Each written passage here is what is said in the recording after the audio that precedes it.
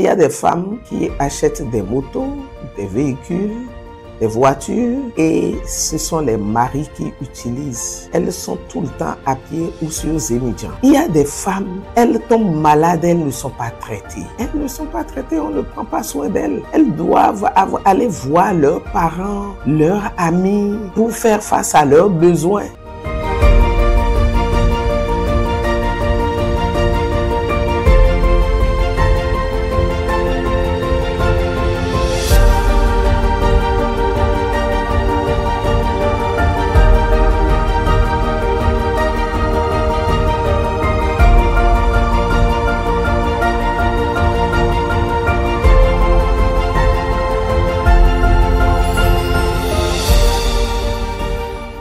Bonjour, bonsoir, chers amis internautes. Comment allez-vous? Bien, j'espère. De mon côté, ça va. J'ai hâte de partager avec vous un nouveau sujet dans ce numéro du mois de mars. Alors, le nouveau sujet, on va faire juste avec le temps. Le sujet du temps, le sujet qui fait l'actualité. Le mois de mars, c'est le mois de la Journée internationale des droits des femmes. J'ai pensé qu'on peut discuter rapidement de l'égalité des sexes ou le dire de façon plus simple, donner des chances égales aux hommes et aux femmes, aux filles et aux garçons dans le monde entier. C'est le sujet.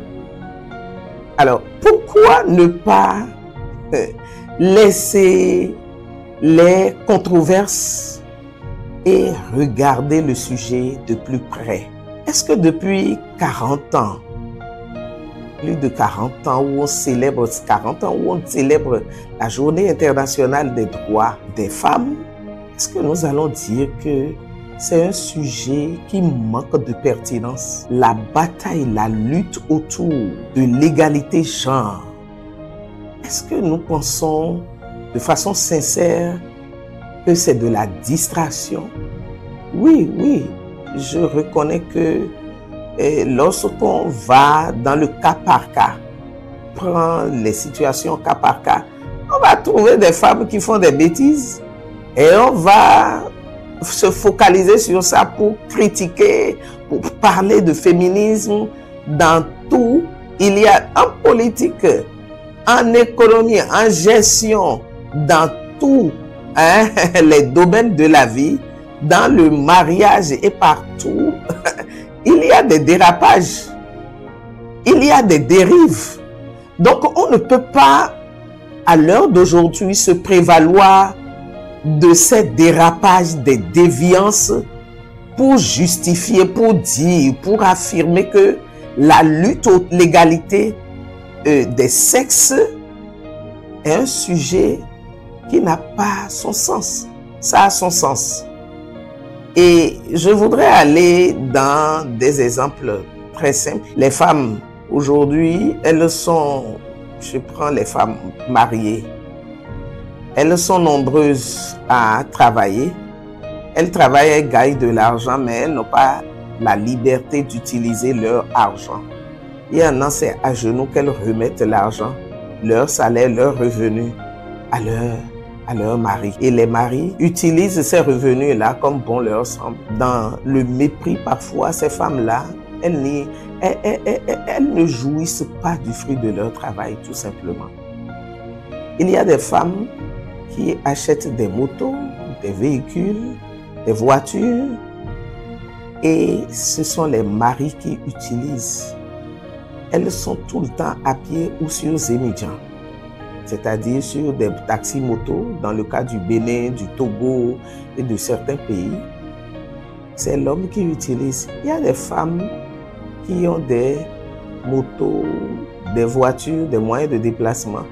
C'est elles qui prennent l'essence, même si c'est elles qui payent. C'est-à-dire, il y a des femmes, elles tombent malades, elles ne sont pas traitées.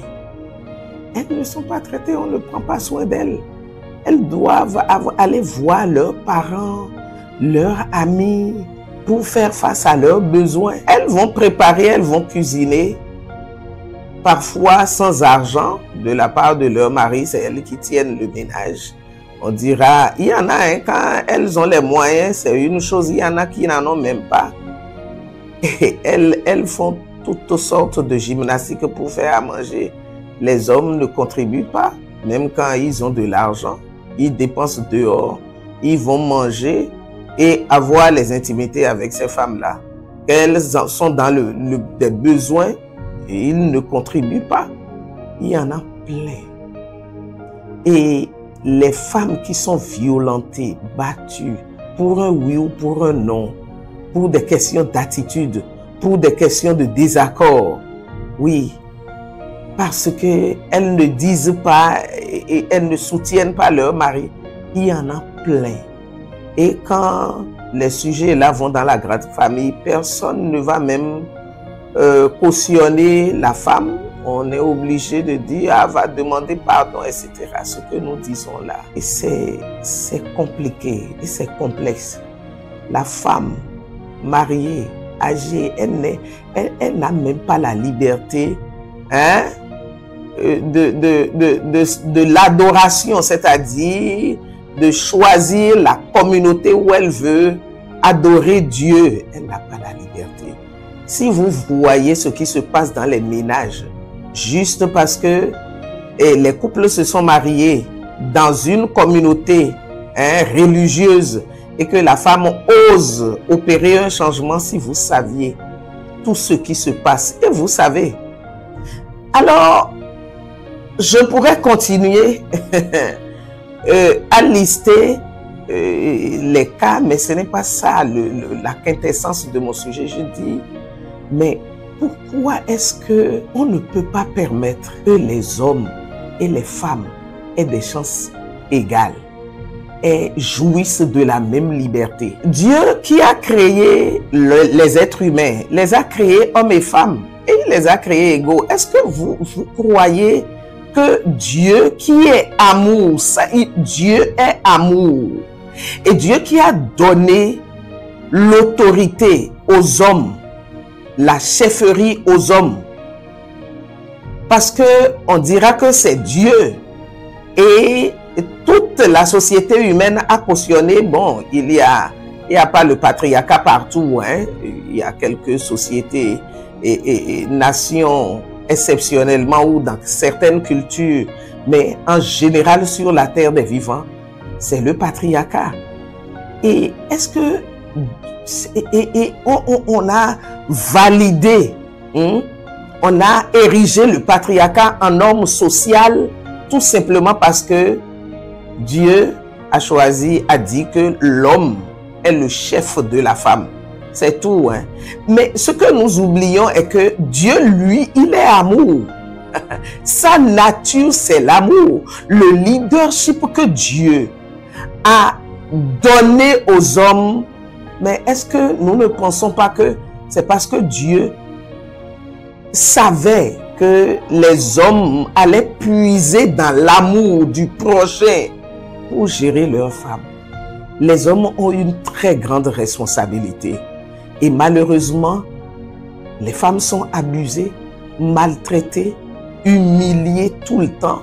Et ce n'est pas demain la fin.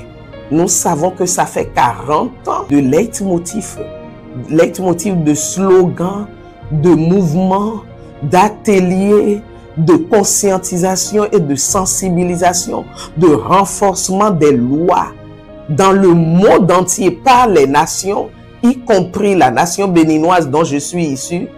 Nous savons que ce n'est pas fini, puisque les cas d'abus, de violence faites aux femmes et aux filles continuent d'être enregistrés. Et c'est pour ça que, bon, ma petite pierre à l'édifice, il y a même des femmes qui ne sont pas convaincues que, à cause de ce qui se dit dans leur environnement et à cause de l'ignorance, elles ne sont même pas convaincues que tout ce qui est fait, les lois qui sont renforcées, les textes de loi qui sont pris, comment je vais dire, les cadres institutionnels qui sont créés, les séances de sensibilisation, tout ce qui est fait dans les nations, dans les pays comme au Bénin où il y a l'Institut de la femme, où il y a des cellules d'écoute pour les femmes anonymes si elles ne souhaitent pas dire qui elles sont, etc. L'Institut est là pour faire tout un tas de choses. L'écoute, le conseil et tout. Mais il y a des femmes même qui ne sont pas convaincues que tout cela est fait, tout cela est mis en place pour leur bien. Et elles se mettent en marge du sujet, elles se mettent à l'écart, elles gardent un silence coupable. Il faut que tout le monde mette la main à la pâte. Il faut que tout le monde comprenne. Les femmes d'abord et les hommes, je dis, c'est un appel que je lance aux hommes. Il y a des hommes qui ont compris et qui ne maltraitent pas dans les confessions religieuses de toutes sortes, l'islam, le catholicisme, l'animisme et même les courants évangéliques. Il y a des gens qui ont compris, mais qui ne veulent pas dire la vérité. Il est temps de rejoindre la lutte parce que moi je pense que c'est Dieu qui est le premier garant de droit. Et à cause de tout ce qui se fait pour un mieux-être des femmes, pour le bien, en faveur du bien-être des femmes, pour que les femmes aient les mêmes chances et les mêmes droits que les hommes, depuis la cellule familiale jusque dans la société, tout ce qui est fait est en train de sauver des femmes. Il y a des survivantes des violences faites aux femmes qui sont identifiées tout le temps et qui sont accompagnées par l'État pour être restaurées dans toutes les sortes d'abus. Donc, je crois que les hommes devraient commencer pour ce mois, cette année 2025. Moi, autour de moi, ce que je dis est que les hommes qui ont compris devraient commencer des conférences d'hommes mariés, d'hommes tout court, pour sensibiliser les hommes, pour dire oui, nous gardons l'autorité, mais retournons à l'amour. Alimentons, oui, cette autorité-là par la bonté, la bienveillance, équilibrons les choses, pensons du bien des femmes et de nos filles. Il ne sert à rien de discriminer. Donc voilà, je sais que les stéréotypes du genre sont fortement ancrés en nous. Je dirais même que c'est tellement ancré que c'est presque instinctif. Mais il va falloir que nous puissions faire une déprogrammation mentale. Il va falloir déconstruire. Et c'est pour ça que je pense que les femmes, oui, les femmes font beaucoup de conférences. Il y a tellement de mouvements. Mais ça ne suffira pas si les hommes comprennent les enjeux et se mettent du côté des femmes. Très peu de personnes vont m'écouter, très peu de personnes, mais je dis, c'est ma petite goutte d'eau, c'est ma petite pierre que j'ajoute à l'édifice en disant que ma prière et mon cri que je lance est que les hommes commencent à se voir entre eux pour dire il faut que nous changeons. Je vous remercie, c'était tout. C'était tout parce que l'intention derrière ces vidéos, c'est pas que les vidéos durent, mais que on puisse dire le peu qu'il faut pour susciter en vous le déclic et le désir du changement. Les femmes et les hommes pourront baisser la tête un moment, réfléchir et dire vraiment, au fond c'est vrai, au fond c'est vrai, il va falloir faire quelque chose. À la maison, recadrer l'éducation des garçons, qu'ils ne soient pas à la télé, que les filles à la cuisine, ne soient pas que les filles ne soient pas aux travaux domestiques et que les garçons soient en train de bavarder ou d'aller jouer au ballon, qu'ils aient leur part à jouer. Voilà le peu que j'avais à vous dire. Vous me direz ce que vous en pensez. J'espère que ça ne vous a pas fâché. Au contraire, ça vous interpelle. J'espère que ça vous interpelle au plus fort de vous et que quelque chose sera fait de votre part. Sur ce, je vous remercie et je voudrais vous dire que à Excellence Conjugale, Le slogan n'a pas changé. C'est mon mariage. J'y suis, j'y reste et je m'améliore. Et c'est par rapport au traitement humain qu'on donne aux femmes que nous voulons que chacun de nous change. Que les femmes comprennent, prennent leurs responsabilités et que les hommes se disent il faut mettre l'amour dans le leadership, dans l'autorité que nous exerçons. Je vous remercie. Et n'oubliez pas, à côté, vous voyez le livre Excellence conjugale que je vous exhorte toujours à apprendre. Ça vous fera énormément de bien. C'est un livre de poche, comme vous voyez. C'est un livre constitué de 4 parties. Et la première partie parle de tout ce qu'il y a comme réflexion autour du mariage, dans la religion, la culture, les intellectuels, qu'est-ce qu'ils pensent, comment, voilà, des réflexions avec les enjeux. Et la deuxième partie, c'est rien que la gestion efficace des finances dans le couple.